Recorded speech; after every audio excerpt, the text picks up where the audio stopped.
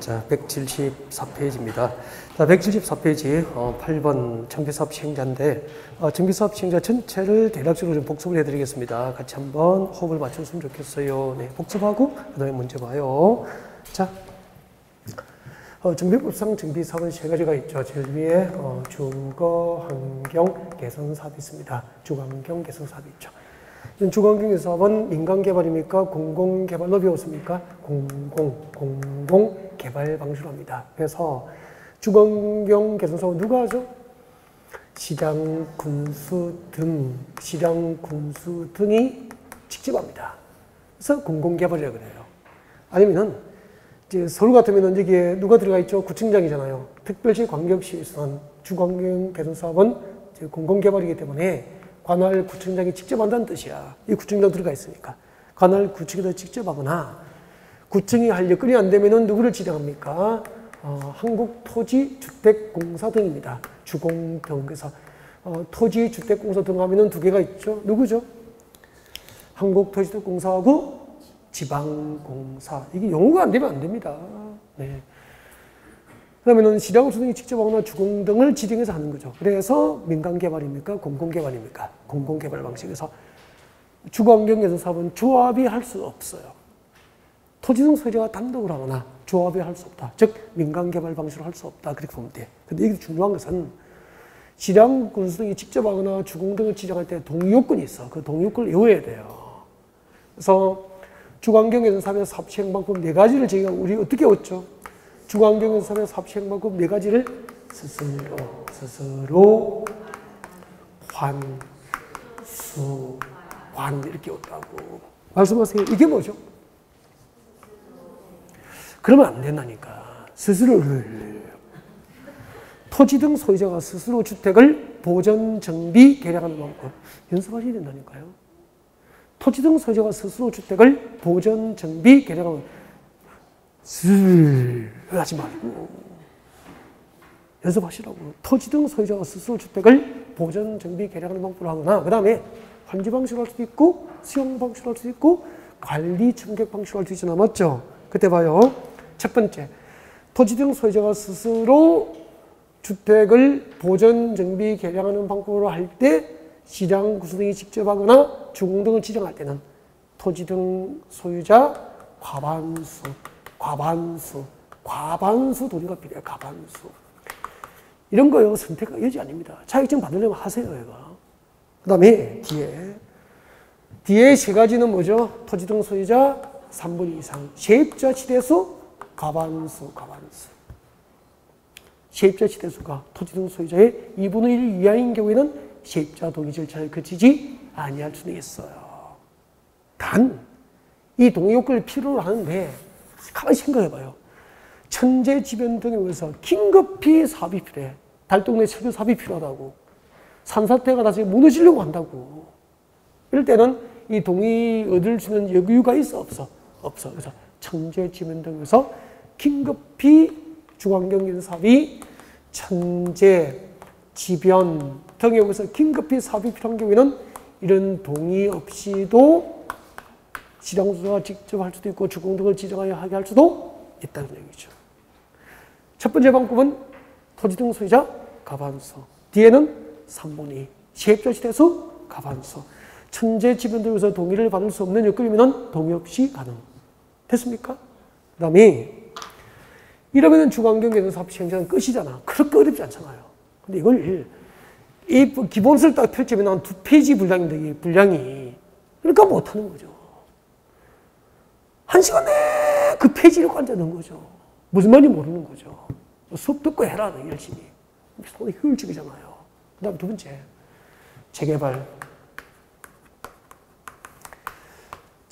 재개발은 공공개발입니까? 민간개발입니까? 민간개발이라. 그래서 조합이에요, 조합. 조합이 단독으로 하는 게 원칙이라. 그러니까 민간개발이라니까. 그 동네에 살고 있는 토지 등 소유자가 땅 가지고 있고 건물 가지고 있는 사람들이 조합을 만들었어. 그 조합이 단독으로 하는 게 원칙인데 조합은 과반수가 동의하면은 조합과 시장, 군수 등 주택공사 등 건설업자, 등록사업자 등과 공동 시행할 수 있어. 다 외울 필요 없는 거라고. 시당공사, 주택공사 등과 공동 시행할 수 있어. 그렇게 하시면 돼요. 근데 재개발할 때 토지 등 소유자의 숫자가 20인 미만이라. 재개발할 때 토지 등 소유자의 숫자가 20인 미만이면은 제가 롯데 그 잠실 사거리 롯데월드 재개발도 이야기하고 울산 현대당제 공장 재개발도 이야기한단 말이에요. 그때 토지 등 소유자의 숫자 20인 미만이면 대기업인 거야. 그러니까 롯데월드 재개발하면은 롯데가 단독으로 할 수 있는 경제적 여건이 되잖아요. 현대자동차 공장 재개발하면은 현대자동차가 단독으로 할 수 있는 여건이 되잖아요. 그래서 그때는 토지 등 소유자의 숫자가 20인 미만이면 재개발할 때 조합을 만들어 안 만들어? 안 만들고 누가 하죠? 토지 등 소유자. 토지 등 소유자. 롯데나 현대자동차 그룹이 단독으로 할 수 있는 거야. 단 토지 등 소유자도 토지 등 소유자 과반수가 동의하면은 토지 등 소유자하고 시장, 군수 등, 주택공사 등, 건설업자 등, 등록사업자 등과 공동 시행할 수도 있다 이 말이라. 재건축 것, 재개발 것. 그 다음에 재건축. 재건축은 민간개발입니까? 공공개발입니까? 민간개발이니까 누가 하죠? 조합. 재건축 조합이 단독으로 하잖아. 앞 시간에 했잖아 이거. 조합은 과반수 동의하면은 재건축 조합과 시장, 군수 등, 건설업자 등, 등록사업자 등, 공동주택공사 등이 공동 시행할 수도 있어. 근데 재개발과 재건축은 이렇게 모두 조합이 하거나 토지 등 소유자하거나 조합이 하는 등 민간개발 방식으로 하는 게 원칙인데 재개발, 재건축도 천재지변 등에서 긴급하면은 시장을 수행 직접 할 수 있고 주택공사를 지정하여 공공개발 방식으로 할 수 있다, 없다? 있다. 그렇게 되는 거예요. 이해가 되시죠? 간단하잖아요. 별로 어렵지 않잖아. 이러면 정비사업 시행자 끝이라니까. 사업 시행자 끝. 시험 나와봐. 나는 합격하겠어. 다 끝이라니까. 나오기만 나와. 답 찾아주겠어. 난 자격증 딸 거야. 되잖아. 8번 봅니다. 정비사업 시행자를 설명하면서 주거환경개선사업 시행자를 설명하면서 이런 것은 딱 이걸 읽으면서 주거환경개선사업 시행자는 민간이니까 공공개발입니까? 공공개발이 딱 떠오르고 들어가야 되는 거야. 읽어볼게요. 주거환경개선사업은 토지 등 소유자가 시당수 등의 인가를 받아 사업을 시행한다. 토지 등 소유자가 민간개발이잖아. 토지 등 소유자가 할 수 없죠? 2번 조합을 설립하여 시행한다. 웃기고 있네. 조합에도 민간개발이잖아. 너무 쉽잖아. 기본이 딱 이해가 되니까. 2번, 3번. 주거환경 개선 사업을 수용 방식과 환제 방식 동그라미예요. 두 개. 이 두 가지 방식으로 할 때는 공남 공거len제, 정비예정구역의 토지나 건축 소유자, 지상권자의 3분 이상의 동의와 이게 보세요. 거기는 무슨 방식이죠 지금? 수용 방식과 환제 방식이죠? 수용 방식과 환제 방식으로 할 때는 토지 등 소유자, 즉 토지 소유자, 건축 소유자, 지상권자 얼마의 동의가 필요합니까? 3분의 2. 세입자 시대수 과반수. 수용 방식과 환제 방식으로 할 때는 공남 공거len제, 해당 정비구역의 토지나 건축 소유자, 지상권자, 거기서 토지 또는 건축 소유자, 지상권자를 토지 등 소유자라고 하잖아요. 토지 등 소유자 얼마? 3분의 2 이상의 동의와 줄 것죠. 세입자 시대수 과반수 동의를 받는 게 원칙인데 세입자 시대수의 수가 토지 등 소유자의 2분의 1 이하인 경우에는 세입자 동의 절차를 거치지 아니할 수 있다. 5 믿겠습니까? 5. 알고 읽으니까 길어도 천천히 읽어집니까? 빨리 읽어집니까? 빨리 읽어집니까? 공부를 안 하면 안 읽어지는 거예요. 속도가 느린 거죠. 4번. 정답 몇 번이죠? 3번이잖아. 4번. 위 3에서 대통령령이 정하는 일정한 사유 중에는 스스로 개량하는 방식과 수용 방식의 완방법으로 사업을 진행하는 경우도 포함된다. 수용 방식은 세입자 동의 절차 대상이 아니에요. 수용 방식으로 할 때는 세입자 동의 절차가 필요 없다고요. 그래서 수용 방식으로 사업을 진행하는 경우에도 세입자 동의를 얻어야 될 대상에 포함됩니까? 제외입니까? 제외. 4번 틀렸고. 5번 지장수등은 천재지변. 지장수등은 천재지변 등 불가피한 사유로 인해서 건축물의 붕괴 우려가 있어 긴급히 정비사업 시행이 필요하다고 인정될 경우에는 동의 규정에도 불구하고 토지 등 소유자와 세입자의 전체 2분의 1 이상의 동의를 자신이 직접 하거나 주택공사 등을 지정하여 시행하게 할 수 있다. 틀렸죠? 아까 이게요, 주관경연사비 천재지변 등에서 긴급히 필요한 경우에는 토지등 소유자와 세입자 동의 절차를 필요로 하지 않는다. 2분의 1 이상의 동의를 더 틀렸잖아요. 그죠? 세입자, 천재지변 등에서 주관경 개선이 긴급할 경우에는 세입자 등의 동의 절차를 토지등 소유자의 동의를 필요로 하지 않습니다. 틀렸죠. 9번. 도시 및 주관경 정비법상 정비사업 시행자를 설명한 다음 내용 중 잘못된 것, 틀린 것. 1번. 주관경 개선 사업은 시장 수행이 직접 하거나 조합을 사업성을 지정하여 이를 시행할 수 있다. 틀렸죠? 이 답이잖아. 주관경 사업은 민간개발입니까? 공공개발입니까? 공공개발 방식이기 때문에 조합을 사업시행자로 지정하여 옵니겠습니까? X. 1번이 답이네. 2번. 재개발은 조합이 시행, 조합이 단독 시행하는 거 맞죠? 그 다음에 조합은 가마세의 동의를 받으면 누구하고 공동을 할 수 있죠? 시장 수행과 공동 시행할 수 있잖아요. 맞죠? 그럼 내려봐요. 재건축. 재건축은 누가 하죠? 재건축 조합이 시행하거나 아니면은 조합은 가발수 동의를 받아서 재건축도 시장 우선과 공동 시행할 수 있죠? 답 내려와요. 4번. 재개발 사업은 줄 거요. 토지 등 소유의 숫자가 20이 미만이면은 누가 하죠? 조합 만들어, 안 만들어? 안 만들어 누가 하죠? 토지 등 소유자 시행하거나 손 떼고 토지 등 소유자가 가발수 동의를 받고 토지 등 소유자도 시장 우선과 공동 시행할 수 있죠? 답 내려와요. 5번. 재건축도 천재지변 등 긴급하면은 누가 할 수 있죠? 두 번째죠. 누가 할 수 있죠? 시장 수행이 직접 하거나 주공 등을 지정하여 공공개발 방식으로 할 수 있죠? 네. 이거 상당한 수준의 지금 문제인데 다 풀리잖아. 이거 기본을 딱 끼고 있으니까 이게요. 기본 소문은 A4 두 페이지, 세 페이지 분량입니다. 이거만 하니까 다 풀리잖아. 넘기죠. 10번. 도시비 주관경 정비법상 정비계획 위반권자는 다음 중 한 개 다음에는 안전진단을 실시해야 된다. 안전진단 실시 사유가 되죠. 안전진단을 실시해야 될 사유 등이죠. 이제 보겠습니다. 1번하고 2번 묶어요. 동그라미 1번하고 2번 묶어요. 이게 안전진단 실시 대상이야. 실시 대상. 1번, 2번 사유가 있으면은 1번과 2번 중 한 개 들어가면은 안전진단 실시해야 된다 이 말이야. 안전진단 실시 대상이죠. 1번. 정비계획 위반권자는 동그라미 하세요. 빨리 하세요. 위반권자는 줄 거죠. 재건축 사업의 정비계획 위반을 위하여 줄 거예요. 재건축 사업의 정비계획 위반을 위하여 밑에다 적어. 이게 안전진단 실시 목적이 되는 거죠. 안전진단 실시하는 목적은 뭘 결정하기 위해서입니까? 재건축을 위한 정비계획 위반 여부를 결정하기 위해서 하는 거야. 그러면 잠깐만요. 이런 걸 안전진단 실시하는 목적이라고 제가 적어주지 않으면 이런 문제를 못 푸는 거야. 아까 안 봐요? 아까 잠깐? 정비사업 절차가 어떻게 됐죠? 제일 먼저 우리 정비사업 절차가 어떻게 됐죠? 제일 먼저 뭐 하죠? 그렇지. 기본계획 수립했잖아요. 그 다음에 뭐 했죠? 말하세요.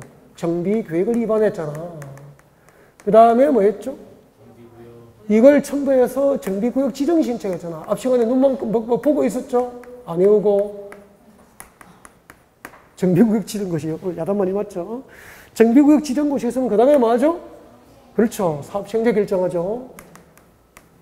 사업시행자 결정되면 가만히 있나? 재개발 사업과 재건축 사업 시행계획을 작성한다고 그랬죠? 네.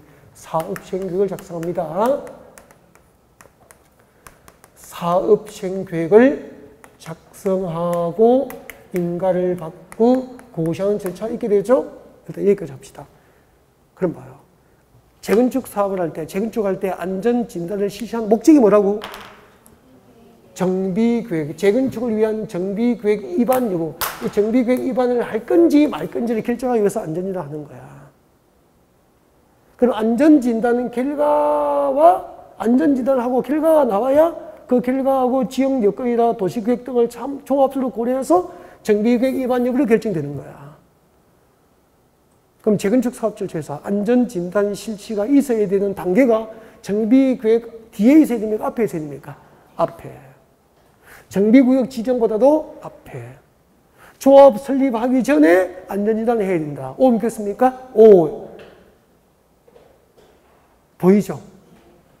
흐름도 보고 이런 걸 알아야 이렇게 잡히잖아, 이제. 그 다음에 기억번 봐요. 그래서 정비구역 위반은 재건축 사업의 정비구역 위반을 위해서 미칠 거예요. 정비예정구역별 정비구역 수립 시기가 도래한 때, 정비예정구역별 정비구역 수립 시기가 도래한 때 안전진단을 실시해야 한다. 이게 원칙이라니까. 동그라미 1번 앞에 원칙. 지금 이런 조문이 났으면 나는 안전진단에 대한 원칙도 안 하고 있을 거라 생각하시네. 그동안에 공부 진짜 안 한 거죠. 동그라미 2번. 정비구역 위반자는 다음 중 한 개에 해당하면 안전진단을 실시해야 된다. 다음 중 한 개가 몇 개 있죠? 3개. 1번. 정비구역 위반을 제한하려는 자. 제한. 정비구역 위반을 제한하려는 자가 정비구역 위반을 제한하기 전에 정비예정구역에 위치한 건축물과 그 부수 토지 소유자 10분의 1 이상의 동의를 받아 안전진단 실시를 요청하는 경우입니다. 그리고 2번, 3번도 전부 안전진단 실시 요청인데 이렇게 보십시오. 안전진단 실시를 요청하기 위한 동의 요건은 전부 10분의 1이야.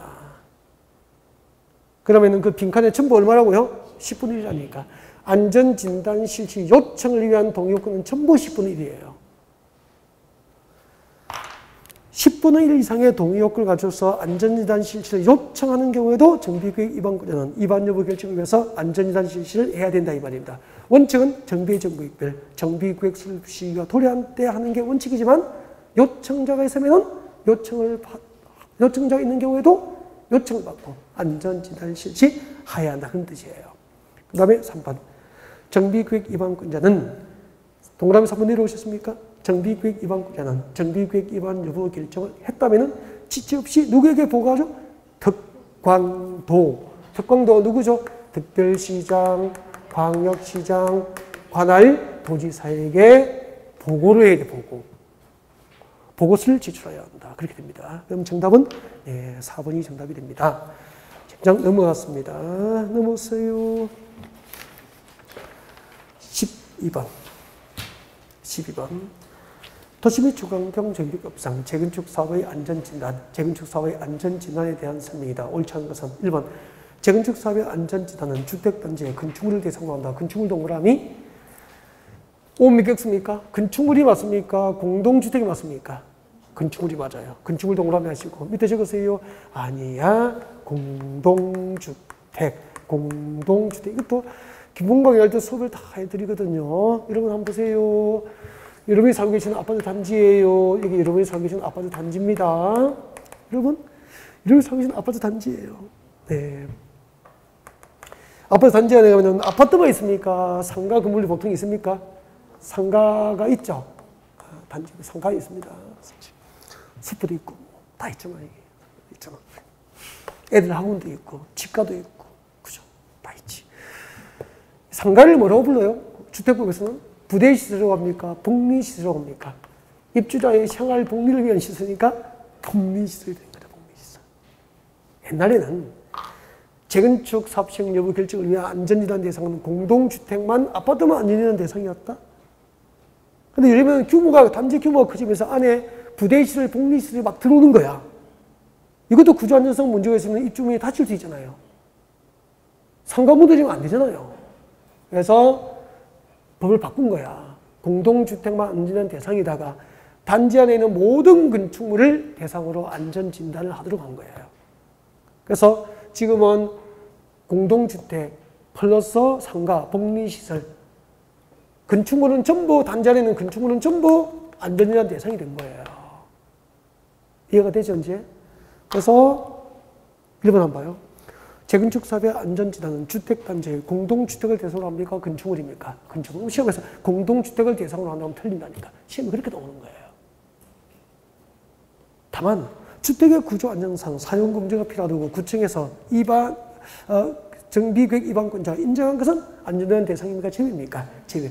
구조 안전상 사용 검증가 필요하다고 인정한 것은 안전진단 없이 재건축이 가능하다 이 말입니다. 알겠죠? 그 다음에 정비구역 위반권자가 천재지변으로 주택이 뭐 됐다고요? 주택 붕괴 줄 거예요. 주택이 붕괴되면 안전진단 합니까? 제외입니까? 제외. 제외는 안전진단 없이 재건축 한다. 그 뜻이에요. 정비구역 위반 안 한다는 뜻이에요. 그 다음에 3번. 정비구역 위반 건에는 안전진단 결과와 도시구역, 지역여건 등을 종합적으로 검토해서 정비구역 위반 여부를 최종 결정하게 됩니다. 그 다음에 노후불량 건축물 수에 관한 기준을 충족한 경우 자녀 건축물도 안전된 대상입니까? 제외입니까? 제외. 자녀 건축물도 제외돼요. 여보세요? 이거 한번 보세요. 이 동수가 몇 개 있죠? 1개, 2개, 3개, 4개, 5, 6개 동이 있는 거야. 재건축할 때. 근데 봐요. 5개 동을 안전진단을 했는데 재건축을 위한 정비구역 위반을 결정해야 될 노후불량 숫자 기준을 충족한 거야. 나머지 1개 동은 굳이 돈 들여서 해야 됩니까? 안 해도 됩니까? 안 해도 된다 이 말이라. 노후불량 건축물 숫자 기준을 이미 충족했다면 나머지 자녀 건축물은 돈 들여서 안전진단 없이 정비구역 위반 여부를 결정할 수 있다. 그런 뜻입니다. 아셨죠? 네. 5번 정비구역 위반권자가 지립도로 등 기반시설 설치 위해서 불가피하게 포함된 건축물도 안전한 대상입니까? 제외입니까? 제외. 그래서 2번부터 5번은 전부 안전진단 대상에서 제외되는 것들이야. 제외되는 것은 안전진단 없이 재건축을 위한 정비구역 위반이 가능한 경우라고 이해하시면 돼요. 13번입니다. 13번. 도시 및 주거환경적 주거환경개선 사업과 재개발 사업 두 개씩 끊고 주거환경개선 사업과 재개발 사업을 시행하기 위해서 조합을 설립할 때 다음 표 예시에서 산정되는 토지 등 소유자의 수는 주거환경개선 사업과 재개발 사업을 줄 것입니까? 위에 적으세요. 위에 적으세요. 이렇게 줄 거 봐요. 위에 이렇게 적으세요. 주거환경개선 사업과 재개발 사업의 토지 등 소유자가 누구죠? 빨리 적어요. 누구죠? 1번 정비구역 안에 누구죠? 토지 소유자 또 건축물 소유자 또 지상권자가 토지 등 소유자가 되잖아요. 근데 토지 등 소유자 숫자를 산정하는 기준이 저 밑에 보면 그림이 나와 있죠. 이 그림으로 문제가 나온 적이 있어. 그러니까 참 문제를 잘 만들었네. 이 그림으로 보고 토지 등 소유자의 숫자가 몇 명인지 헤아리를 실려면은 숫자를 정확히 산정하려면은 이 표를 읽어야 되거든. 이걸 제가 안 적어도 괜찮게 이렇게 보기를 드린 거야. 문제집 참 잘 만든 거죠. 가본같이 봅니다. 주거환경개선 사업과 재개발 사업할 때 토지 등 소유자의 숫자를 산정하는 기준은 다음에 구할 것. 줄 것죠. 한 필지의 토지나 하나의 건축물을 여럿이 공유한 때는 공유 동그라미예요. 줄 것죠. 그 공유자 여러 명을 대표하는 한 사람만 토지 등 소유자의 숫자를 산정합니다. 여러분 한 필지의 토지나 하나의 건축물을 여럿이 공유하면 공유자 모두가 토지 등 소유자입니까? 공유자를 대표하는 1인입니까? 공유자를 대표하는 1인만 토지 등 소유자의 숫자로 산정하는 거라. 그 다음에 내려와요. 나번 줄 것죠. 토지의 지상권 동그라미 지상권이 설정되어 있으면 토지 소유자와 지상권자를 대표하는 한 사람만 토지 등 소유자를 숫자로 산정합니다. 토지 소유권자가 있는데 그 위에 지상권이 설정되면 토지 소유자와 지상권자를 대표하는 한 사람만 토지 등 소유자의 숫자로 산정하는 거라. 이해가 됐죠? 내려옵니다. 1인이 5필지의 토지와 건축물을 소유하고 있더라도 필지나 건축물 숫자와 상관없이 토지 등 숫자는 몇 인으로 산정한다? 1인으로 산정합니다. 라번 내려옵니다. 둘 이상의 토지와 건축물을 소유한 공유자가 동일인인 경우에도 공유자 여럿을 대표하는 1인을 토지 등 소유자 숫자로 봅니다. 한 사람이 2개 이상의 토지와 건물을 소유하고 있더라도 공유하고 있더라도 토지 등 소유자 숫자는 몇 인이죠? 1인을 본다 이 말이잖아요. 여기까지입니다. 지금 제가 줄을 끄라고 한 게 그 가하고 라에 보면은 밑줄 끈 거 말고 뒤에 다만에서 조건이 붙어 있죠. 거기까지 여러분이 필요 없다는 거예요. 실무에 나가면 필요하지. 그래서 밑줄 끄 드린 것은 옆에 적어요. 5번 읽을 걸. 최소한 5번 읽으세요 나중에.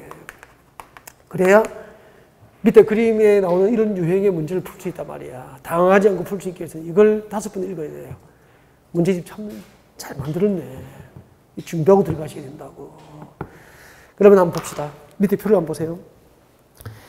1번지 땅 주인이 누구죠? 토지 소유자 A가 있죠? 그죠? 근데 A가 보니까 4번지 땅도 갖고 있고 건물도 갖고 있죠? 5번지에 땅도 갖고 있죠? A는 한 사람이죠? 한 사람이 5필지의 토지와 건물을 소유하고 있더라도 토지 등 소유자는 숫자는 몇 인이죠? 1인. 그러면은 1번지, 4번지, 5번지를 합하여 토지 등 소유자는 1인이잖아. 맞죠? 2번 해봐요. B하고 C가 땅과 공유하고 있죠. 토지를 두 사람이 하나의 토지에 공유하고 있죠. 그죠? 근데 그 토지에 뭐가 있죠? 저 뒤에? 지상권자 셋이 있죠. 토지 소유권의 지상권자에서는 토지 소유자와 지상권자를 모두 합하여 대표자 1인만. 그래서 2번지는 토지 소유자와 지상권자를 합하여 토지 등 소유자의 숫자는 몇 인이죠? 1인. 그 다음에 3번에 토지 소유자가 누구죠? F. 건축물 소유자는 누구죠? G. 같은 사람입니까? 다른 사람입니까? 다른 사람이니까 재개발하고 주거환경사업은 그 토지 소유자도 토지 등 소유자고 건축물 소유자도 각각 토지 등 소유자가 될 수 있죠. 그러면 몇 인이죠? 2인. 아까 4번지의 A하고 5번지의 A는 1번지 A하고 같잖아요. 이미 한 명으로 산정했잖아. 그러면 몇 인입니까? 4인. 맞죠? 이렇게 진짜 문제가 이렇게 나와요. 그래서 이 문제를 풀려면은 지금 밑줄 그대는 가, 나, 다라를 5번만 읽으면 된다 이 말입니다. 그럼 이런 문제를 우리가 지금 풀어도 지금은 풀 수 있겠는데 같이 비슷하게 넣으면 풀 수 있겠죠. 아싸 연습한 거 나와서 되는데 이걸 연습하지 않고 문제집을 거의 접어넣는 순간 시험장에 가면은 안 보인다니까.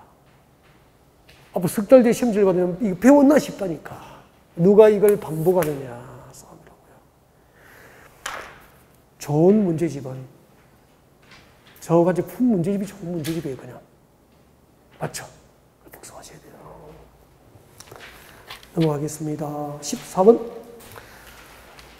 도시및 주거환경정비법상 정비사업 시행 방법으로 옳지 않은 것은 그래서 정비사업 시행 방법 사업의 시행 방법 줄 거세요. 제목에 사업의 시행 방법을 줄 것이고 전부를 복습하고 문제를 풉니다. 이거 하나 복습하면 모든 문제가 끝나는 거죠. 그래서 고개를 드시면 됩니다. 앞에 와주세요. 여기 집중. 고개 드세요. 저 뒤에 고개 드시고 자 봐주시고 정비사업의 시행방법 주거환경 개선 사업이에요. 그래서 우리 랜더프로는 과목별로 선생님이 많잖아요. 마음에 안 들면 바꾸면 돼요. 자기에게 맞는 사람이 들으면 됩니다. 주거환경 개선 사업 보시고 주거환경 개선 사업의 사업 시행방법 4가지가 어떻게 되죠?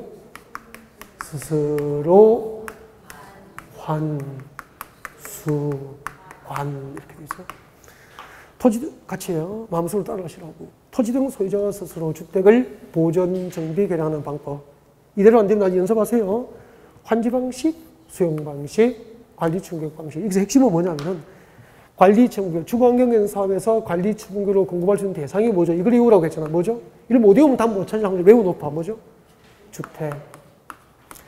주택, 그 다음에 부대시설, 그 다음에 복리시설, 그리고 여기요. 주택, 부대, 복리시설이에요. 이걸 외워야 돼. 못 외우면 답 못 찾을 확률이 매우 높아집니다. 그 다음에 재개발 보세요. 재개발 사업의 사업 시행 방법 2가지가 어떻게 되죠? 관리 충격 방식으로 할 수 있죠. 또 환지 방식으로 할 수 있죠. 그때 재개발할 때 관리 충격으로 공급할 수 있는 대상이 뭐죠? 건축물. 재개발 사업은 주거 지역에서 할 수 있죠. 주택지에서 하는 게 대부분이잖아요. 그때는 뭘 공급하지? 주택, 부대, 복리시설 공급되겠지. 맞죠? 상업지에서 돼요? 안 돼요? 상업지, 공업지 가능해졌죠? 롯데월드 재개발이 상업지에서 하는 재개발이라니까. 상업지에서 재개발하면 주택이 공급됩니까? 상가입니까? 상가, 의무용대 빌딩. 현대자동차 공업지역에도 공장 재개발 가능하다 그랬죠? 그럼 현대자동차 공장 재개발하면 주택이 공급됩니까? 공장입니까? 공장. 이것들을 합한 개념은 주택입니까? 건축물입니까? 건축물. 그래서 법을 이렇게 만든 거야. 2017년도에 주택 등에서 이렇게 상업적, 공업적이 재개발 대상에 포함되면서 이렇게 법이 개정된 거야. 그럼 여기다가 재개발 서분 관리 청구로 주택, 부대, 복리시설을 건설공하는 방법으로 하거나 그럼 틀려버린 거야. 이걸 못 외우면 답 못 찾죠. 3번 재건축.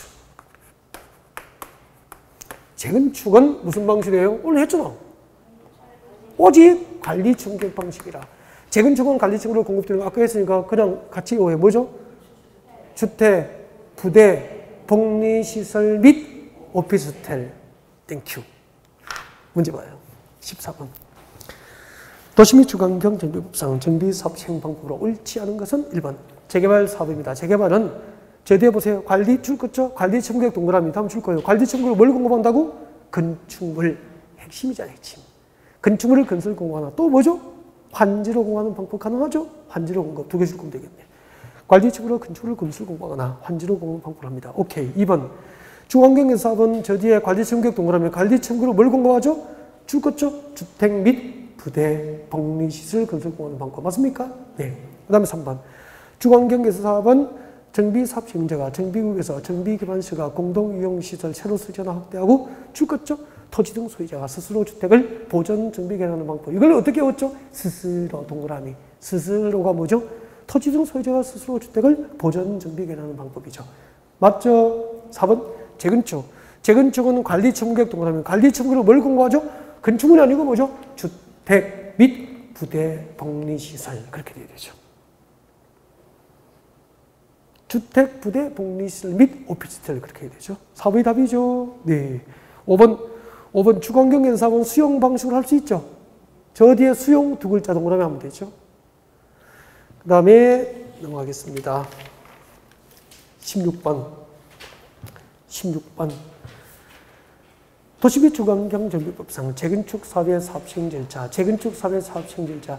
일단 재건축 사업 시행을 위한 정비계획 위반 여부 결정하려면 제일 먼저 뭐 해야 되죠? 안전진단이. 일단 안전진단이 제일 먼저. 기본계획 다음에 안전진단인 거야.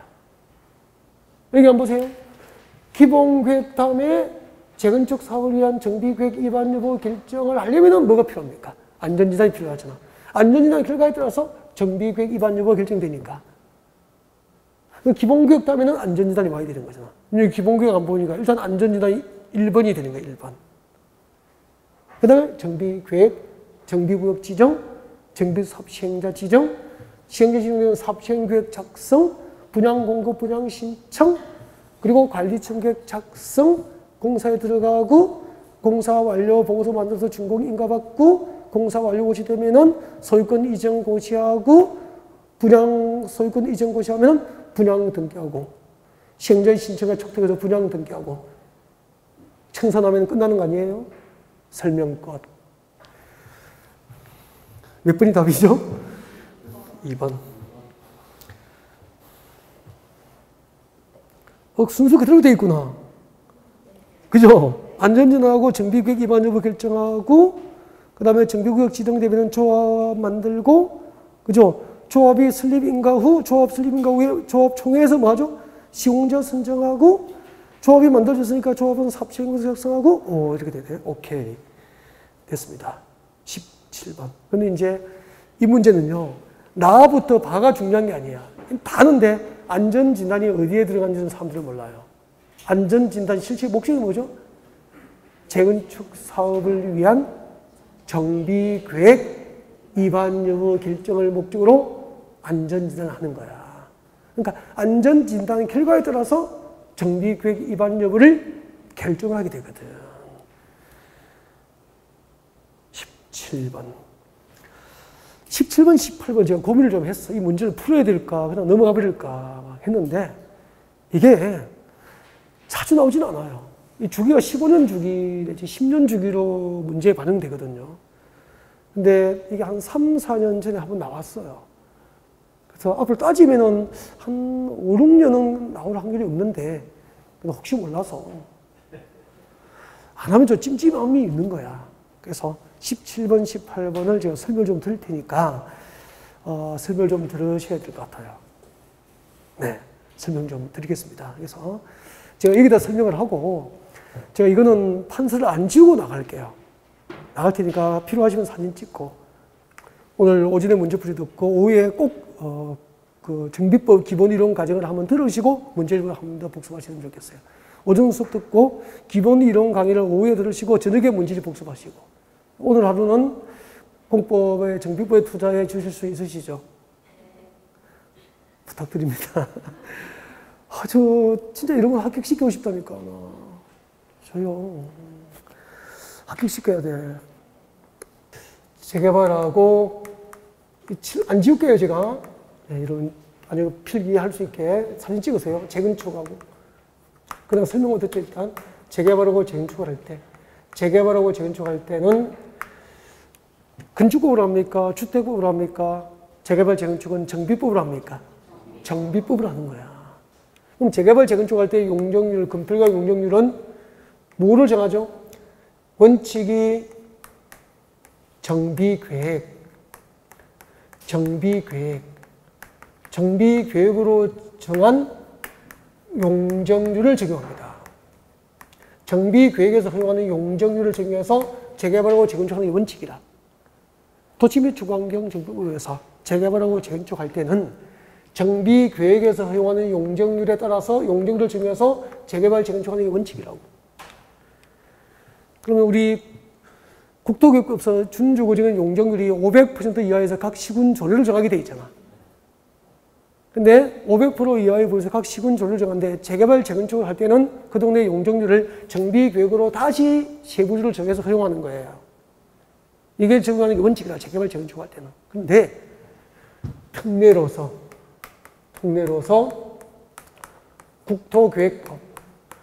국토계획법에서 우리 준주거지구는 조례로 500% 이하에서 조례를 정할 수 있다고 외웠잖아요.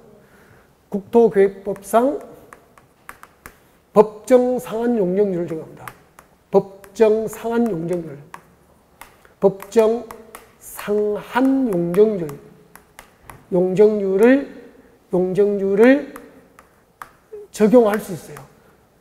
정비계획으로 정한 용적률 규정이 있음에도 불구하고 국토계획법상 법정 상한 용적률. 그럼 준주거지구는 한번 예를 들면 어떤 동네에 재개발하고 재건축할 때 조례로 정비계획으로 정한 용적률이 준주거지구에서 정비계획으로 허용한 용적률이 400%인데 국토계획법상 법정 상한 용적률은 준주거지구 얼마입니까? 500이 법정 상한 용적률이잖아. 500%까지 적용해서 재개발, 재건축을 허용할 수 있다 이 말이에요. 원칙은 정비계획으로 정한 용적률에 따라서 재개발, 재건축을 해야 되는데 특례로서 국토계획법상 법정 상한 용적률까지 용적률을 허용할 수 있는 거예요. 그러면 얼마가 완화되죠? 법정 상한 용적률에서 정비계획으로 정한 용적률을 빼면은 얼마죠? 100. 100%가 강화된 겁니까? 완화된 겁니까? 완화됐잖아. 재개발, 재건축할 때는 이렇게 특례로서 100%까지 용적률이 완화된 거죠, 완화 용적률이 된 거죠, 완화. 법정 상한 용적률에서 정비계획으로 정한 용적률을 뺀 용적률만큼 이만큼 용적률이 완화가 되는 거야, 이제. 이 공짜가 아니야. 그럼 추가로 용적률이 완화되면 층수가 낮아집니까? 더 높아집니까? 높아지니까 시대수가 줄어듭니까? 재개발, 재건축할 때 볼대 시대보다 시대수가 증가됩니까? 증가되죠. 이 용적률이 완화돼서 건축된 주택은 소형주택을 건설해야 돼요. 소형주택. 완화된 용적률의 일정한 비율을 의무적으로 소형주택 의무 건설입니다. 소형주택 의무적으로 건설해야 돼. 그때 소형주택은 주거적인 면적 60제곱미터 이하인 주거적인 면적 기준 60제곱미터 이하인 소형주택을 의무적으로 일정한 비율을 건설해야 돼. 이 용적률 완화 용적률의 일정한 비율을 소형주택으로 의무적으로 건설해서 이 건설된 소형주택을 무주택 서민을 위한 장기 공공 임대주택으로 활용하라는 거지. 괜찮죠? 임대주택으로 무주택 서민들의 내집만을 위해서 활용하자는 제도야, 이게. 재개발, 재건축할 때는 정비계획으로 허용하는 용적률대로 재개발, 재건축을 하는 게 원칙인데 이 원칙적 규정이 있음에도 불구하고 국토계획법상 법정 상한 용적률까지 용적률을 완화하여 적용해 줄 수 있다. 단 공짜는 아니다. 용적률을 완화해 준 대신에 그 재개발, 재건축 단지에 주거적 면적 60제곱미터 이하인 소형주택을 의무적으로 건설해서 건설된 소형주택을 뭐로 활용해야 된다고? 임대주택으로 활용해야 되는 거야. 좋은 제도 맞죠? 저는 안 좋아요. 강남의 음마아파트 재건축을 제가 서울 올라올 때 30년 전에 재건축한다고 했거든요. 곧 알 것처럼 얘기했어요. 30년 전에도. 맞죠? 근데 음마아파트 아직까지 삽질도 시작 못했잖아요. 그 이유가 여러 가지인데 그중 하나가 음마아파트에 재건축하면은 30층으로 재건축하려면 벌써 했습니다. 여러분이 조합이라면 30층 뽑고 싶습니까? 50층 뽑고 싶습니까? 예를 들면 50층 뽑고 싶을 거죠, 아니야. 맞죠? 그럼 여기에서 30평 아파트가 분양가 25억이라고 치자. 그 용적률을 완화받으려면 공짜가 아니고 완화 용적률의 일정한 비율을 이거 60제곱미터 이하인 소형주택에서 임대주택 지어야 되잖아. 그러면 엄마 아파트에 여기 임대주택이 들어가야 되고 60제곱미터 이하. 60제곱미터 이하니까 15평, 18평짜리 임대주택이 엄마 아파트 단지에 들어가야 된다니까. 여러분이 여기 조합이면 찬성합니까? 무주택 세밀히 가서 우리도 같이 살아요 합니까? 반대합니까? 담장 받고 탱크 놀러 진짜 가장하면은 이거 할 바에 하겠습니까? 그냥 말겠습니까? 안 하겠죠. 이것도 하나의 이유가 돼요. 이런 제도가 탁상행정이잖아. 좋은 것 같지만 현실적으로 안 맞다 이거예요. 여러분 아파트 재건축하면 이런 조건으로 용적률을 완화해서 높게 건축하면 재건축 사업성이 있을까 없을까? 없어지잖아. 좋은 제도인데 현장에 대한 연구가 조금 부족하지 않을까, 좀 보완을 해야 되지 않을까 생각이 들어요. 어떻게 25억, 30억 아파트 분양가가 그 정도 되는데, 그러니까 나중에 시가는 30억, 40억 될지도 모르겠는데, 그게 보증금이 2천만 원에 월세 30만 원 사시는 분이 같은 울타리에 살 수 있냐 이 말이에요. 맞죠? 현실성이 없다 이거예요. 대충 무슨 말인지 알겠죠? 근데 재개발 재건축은 그래서 가능한데 재정비 촉진지구에는 이 제도를 적용하지 않는다. 제외돼요. 모든 재개발 재건축에 적용됩니까? 재정비 촉진지구에서는 제외됩니까? 이 특례를 적용하지 않는다는 얘기입니다. 그 다음 이제 여러분 외워야 되는데 한번 봐요. 어차피 처음이니까 같이 한번 외워봐요. 과밀억제권역, 수도권 정비 계획급상 과밀억제권역 안에서는 이 완화된 용적률에 재건축은 완화된 용적률의 30% 이상부터 50% 이하 부분에서 조례로 정하는 비율만큼 소형주택을 의무 건설해야 돼. 이 완화 용적률의 최소 30%, 최대 50%까지는 주거적인 50% 부분에서 조례로 정한 비율만큼 주거적인 면적 60제곱미터 이하 소형주택을 의무 건설해야 돼요. 의무 건설 비율이야 이게. 재개발은 더 합니다. 재개발할 때는 재개발 구역은 50% 이상, 완화 용적률의 절반에서부터 75% 이하 사이에서 조례로 정하는 비율만큼 소형주택 의무 건설해야 되는 거야.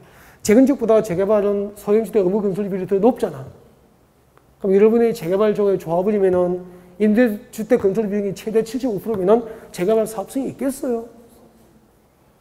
여러분 조합원님 찬성하겠습니까? 그게 발목 잡은 거잖아요. 좋은 제도 같지만.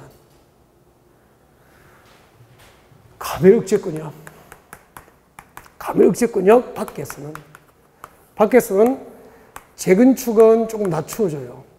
재건축은 낮추는 것도 아니지 뭐. 50% 이하 범위안에서 조례를 정합니다. 더 높아진 거네. 더 사업성을 없애버린 거죠. 재개발은 75. 완화 용적률의 75% 이하 범위안에서 조례로 완화 비율을 정하도록 한 거예요. 여기까지 이해하고 암기하시면 돼요. 그러면 17번, 18번 문제 풀릴 수 있다고. 근데 제가 아까 말씀드렸잖아요. 제가 출제 가능성이 높으면은 5년에 한 문제 정도라도 나오면은 제가 수업 시간에 했겠죠. 잘 판단하시고, 다른 것도 부족한데 이것까지 또 감당을 하기가 좀 힘드시면은 살짝 그냥 넘어가도 미련 가지면 안 돼. 좀 여유가 있으시면 하시고, 여유가 없으면 가감하게 선택된 것에 집중하는 게 오히려 낫지 않을까 그런 생각도 듭니다. 저는 문제집이 있는데도 안 해주게 좀 찜찜해서 해드린 거예요. 아셨죠? 네, 출제 가능성은 높지 않으니까 기본적인 것만 참작하셨으면 좋겠습니다. 자, 17번 문제 풀겠습니다. 18번 이름이 보시면 될 것 같고, 17번 옆에 적어요. 기본서 381. 기본서 381페이지 참고라고 적어놓고, 오후에 복습하다 이해가 안 되면은, 네, 오시면은, 책 들고 오면은 제가 다시 설명드릴게요. 오후에 기다리고 있을게요. 네. 사무실에 졸고 있으면 깨우시면 됩니다. 자고 있으면 책상을 차세요. 네, 17번. 자, 도시및주거환경정비법상 용적률 완화 및 소형주택 건설에 관한 설명이다. 틀린 것은 대충 제목이 이해가 되죠, 이제? 용적률 완화와 소형주택 건설에 관한 설명이다. 틀린 것은 1번 과밀 억제 끌이고서 시행하는 재건축 사업과 재개발 사업을 시행하는 경우 가로 안에 뭐가 제외됩니까? 재정비 촉진지구에서는 이 특례 규정이 허용됩니까? 제외됩니까? 제외 묶어놓고. 자, 재개발 사업과 재건축 사업을 시행할 때 그 정비 사업 시행자는 정비 계획으로 정해진 용적률을 정하는 게 원칙이잖아. 근데 정비 계획으로 정한 용적률 규정에도 불구하고 지방도시변의 심의를 거쳐서 국토기획법상 법정 상한 용적률까지 건축할 수 있다, 없다? 있다. 2번, 위 일본의 지역 외에도 시도 조례로 정한 지역에서 행하는 재개발 사업과 재건축 사업에 관하여도 위 일본 규정을 적용합니다. 밑줄 긋죠? 시도 조례로 정하는 지역에서 시행하는 재개발 사업 줄 거예요. 시도 조례로 정하는 지역에서 시행하는 재개발 사업도 재개발 사업과 재건축 사업도 위 용적률 완화 규정을 적용을 합니다. 3번, 과밀 억제권역에서 재건축 사업 줄 거. 재건축은 얼마죠? 30% 이상 50% 이하 맞죠? 줄 거 놓고. 그 범위에서 조례로 정하는 비율에 해당하는 면적의 주거적인 면적 얼마죠? 60제곱미터 이하인 소형주택을 의무적으로 건설합니다. 그 다음에 건너가세요. 4번. 과밀 억제권역에서 시행하는 재개발 동그라미 재개발은 줄 것죠? 얼마? 50% 이상 75% 이하 부위에서 조례로 정하는 비율에 해당하는 면적의 주거적인 면적 60제곱미터 이하인 소형주택을 건설하여야 한다. 네. 그 다음에 과밀 억제권역 외의 지역입니다. 외의 지역은 재건축은 얼마죠? 50% 이하 범위에서 시도 조례로 정하는 비율에 해당하는 면적의 주거적인 면적 60제곱미터 이하인 소형주택을 건설합니다. 재건축은 50이죠. 재개발이 얼마죠? 75. 과밀 억제권역 밖에서는 그렇게 됐죠. 18번은 참고하시고요. 다음 19번 문제 오세요. 19번 풀고 휴식할게요. 도시 및 주거환경정비법상 재건축 사업에 관한 설명 중 옳은 것 재건축입니다. 1번 재건축 사업의 경우 토지성 소유자는 정비구에 위치한 건축물 또는 부속 토지 소유자를 말합니다. 또는이 아니죠. 건축물 및 그 부속 토지 소유자입니다. 또는 하면은 건물과 토지 중 하나만 가져도 된잖아. 그럼 틀리죠. 건축물 및 그 부속 토지 소유자. 건축물도 있고 그 건축물의 부속 토지를 동시에 가져야 됩니다. 2번 재건축 사업 시행자는 재건축 사업 시행자 또는 추진위원회는 주택법상 사업계획서를 받아 건설한 줄 것죠. 사업계획서를 받아 건설한 2 이상의 건축물이 있는 주택단지에 재건축을 하는 경우 줄 거예요. 사업계획서를 받고 건설한 2 이상의 건축물이 있는 주택단지에 재건축을 하는 경우 기업 줄 것죠. 조합 설립 동의 요건을 충족하기 위해서 필요한 경우 줄 것죠. 니은 재건축 사업 시행자와 조합 설립 추진위원회는 동그라미 1번과 2번 중 한 개 당하면은 그 주택단지 안에 일부 토지에 대해서 건축법상 분할하고자 하는 토지 면적이 대지 분할 제한 면적, 건축법상 대지 줄 것죠, 이제. 건축법상 대지 분할 제한 면적에 미달되더라도 토지 분할 청구를 허용을 합니다. 그래서 2번이 정답이에요. 재건축 조합 설립인가 시작할 때 동의 요건 충족을 위해서 필요하면은 건축법상 분할 제한 면적에 미달되는 토지 분할 청구를 재건축을 허용한다, 하지 않는다, 한다. 그런 뜻입니다. 고개 한번 들어볼까요? 일단 이걸 여기 사업계획서를 얻어서 건설된 대지에 건물이 몇 개 있습니까? 동수가 6개 있잖아. 2개 이상의 동이 있어. 근데 이건 이제 재건축 조합 설립인가 신청하려면 일정한 동의 요건을 갖춰야 되잖아요. 다음 시간에 읽읍시다. 조금 이따 하자고요. 이 동의 요건을 갖추기 위해서 필요하면은 우리 건축법에서 이렇게 배웠잖아. 건축법은 건축물이 있는 대지는 일정한 면적에 미달되게 토지 분할을 할 수 있다, 없다? 없다. 주거지역은 얼마죠? 60. 우리 건축법에서는 건축물이 있는 대지는 주거지역은 60제곱미터에 미달되는 대지 분할을 못 하잖아요. 상업지역, 공업지역은 얼마죠? 150제곱미터에 미달되는 대지 분할을 못 하잖아요. 복지지역은 얼마죠? 200제곱미터에 미달되는 200제곱미터에 미달되는 대지 분할이 제한되는 거야. 근데 재건축할 때는 조합 설립인가 신청을 위한 동의 요건을 갖추기 위해서 필요한 경우에는 이 용도지역별 대지 분할 제한 기준 면적에 미달되는 토지 분할 청구를 할 수 있다, 없다? 있다. 알겠죠? 예를 들면 토지 면적 4분의 3 이상의 토지 소유자 동의를 얻어야 되잖아. 그죠? 근데 여기 이 토지 소유자가 동의를 안 하면은 토지 면적 4분의 3이 안 되는 거야.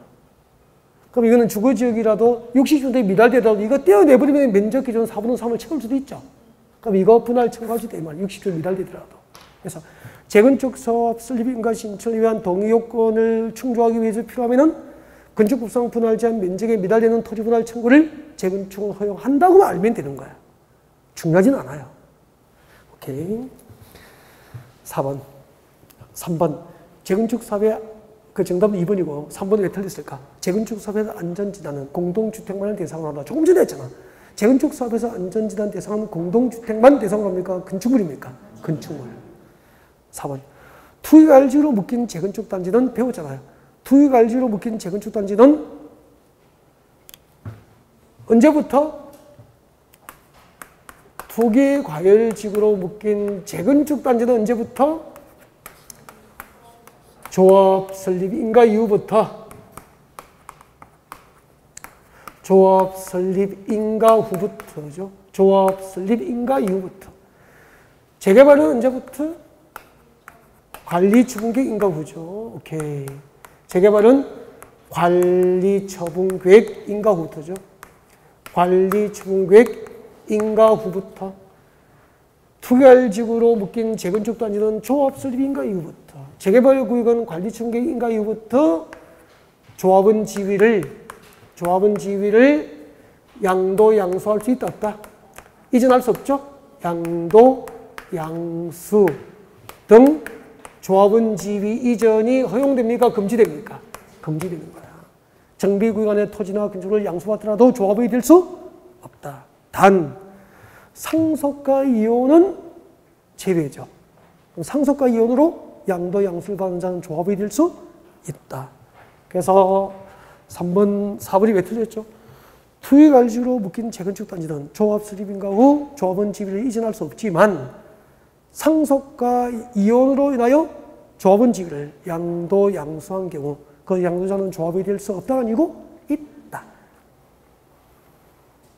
5번. 지자구수등이 직접 재건축 사업 시행자가 될 수 있는 경우는 없다가 아니고 있다. 아까 천재지변 등으로 긴급하면은 재건축도 공공개발 방식으로 할 수 있죠? 네. 지자구수등이 천재지변 등 긴급하면 직접 할 수 있습니다. 자, 21번부터 휴식 후에 하겠습니다.